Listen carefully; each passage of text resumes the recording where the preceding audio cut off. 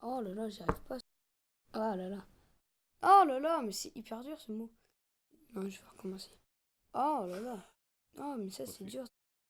Ah non, j'y arrive pas. Muse, dis-moi les raisons.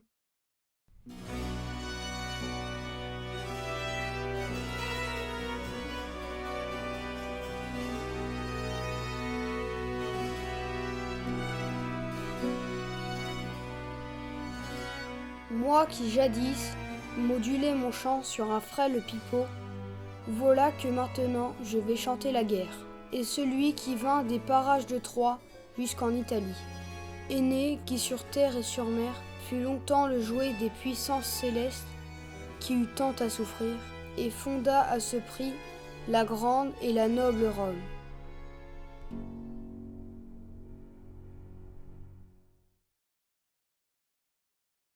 Bientôt se prépare un banquet, on s'étend sur des couvertures de pourpre.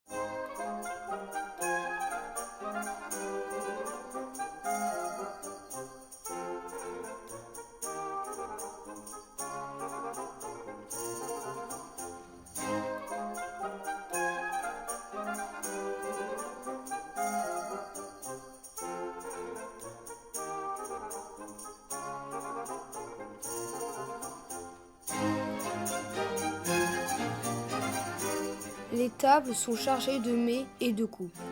Les danseuses et les musiciens prolongent tard dans la nuit les plaisirs des invités.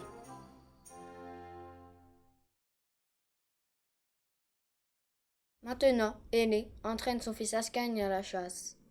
Voici que les chèvres sauvages ont déboulé des crêtes et que les cerfs forment dans leur fuite des escadrons qui soulèvent la poussière. Le jeune Ascagne, tout joyeux parmi ses troupeaux inoffensifs, souhaite que la chance lui fasse rencontrer un sanglier écumant ou qu'un lion fauve descende de la montagne.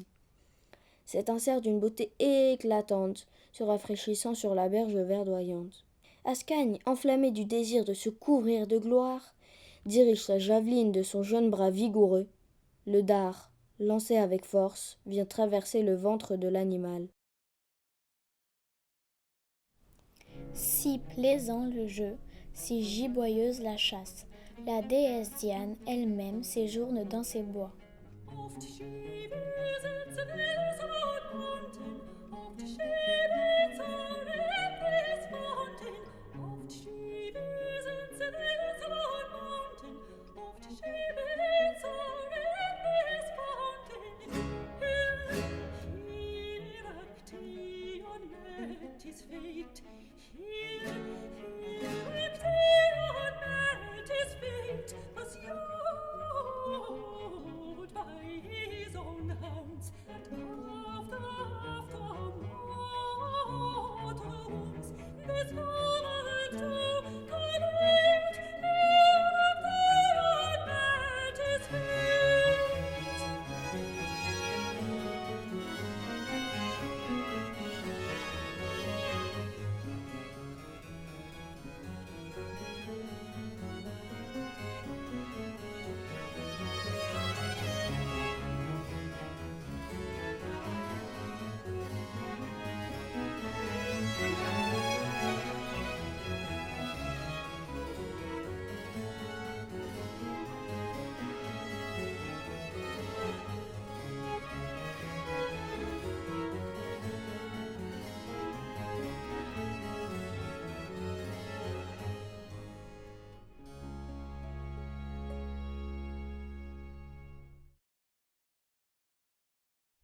Pourtant que d'épreuves, que de combats ils devront affronter.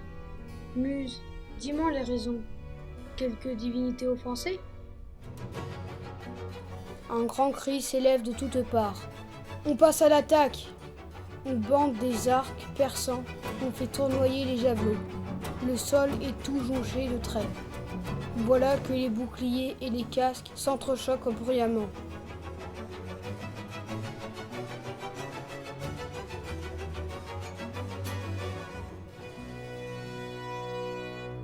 Alors, Ascagne, qui n'avait jamais terrifié que du gibier sauvage, ajuste pour la guerre une flèche sur un nerf de la corde, écarte les deux bras l'un de l'autre et reste immobile pour prier Jupiter et le supplier en des vœux. L'arc résonne, porteur de mort. Une âpre mêlée se lève, aussi violente que l'orage qui, venu du couchant, flagelle le sol, ou que la chute de grêle. Quand Jupiter fait tournoyer une pluie tempétueuse et crève dans le ciel les cavités des nuages. Maintenant, c'est Nisus qui s'élance. Auprès de lui était Euryale, son camarade, d'une beauté sans égale parmi ceux qui suivirent Énée. Ils fonçaient côte à côte au combat. Le carnage que fait Euryale n'est pas moindre que celui de son ardent ami.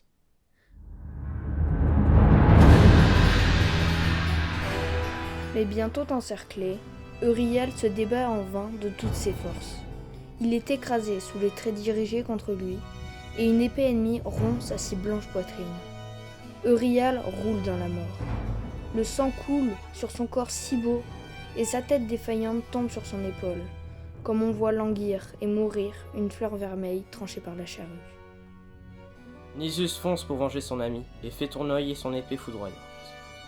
Alors, percé de coups, il s'est effondré sur Euryale, qui a rendu l'âme, et y a trouvé lui aussi le repos d'une mort apaisée. Alors tombent les fils de l'Arcadie, tombent les Étrusques, et vous aussi, Troyens que les Grecs n'avaient pas fait périr. Un bûcher somptueux est dressé. Leurs compagnons y déposent les corps des jeunes gens, sur une couche épaisse d'herbes des champs, telles des fleurs moissonnées par un doigt virginal, tendre violette ou lys languissant. Énée envoie chercher un vêtement d'or et de pourpre que Didon lui avait tissé elle-même, et recouvre tristement les jeunes Troyens que le feu a consumés.